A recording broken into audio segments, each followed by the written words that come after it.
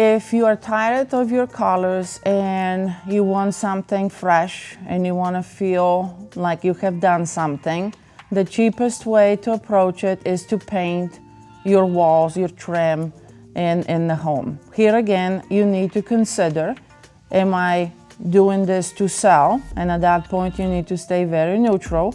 Or am I going to do that because I feel like something needs to change, but I'm staying in my home? If you're staying in your home, you need to consider the room.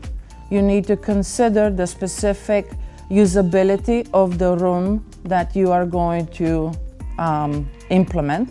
And then you are needing to be honest with you and saying, all right, obviously what I had is not good anymore. What about if I go into colors? Why does the ceiling needs to be white? Why can't it all be the same color?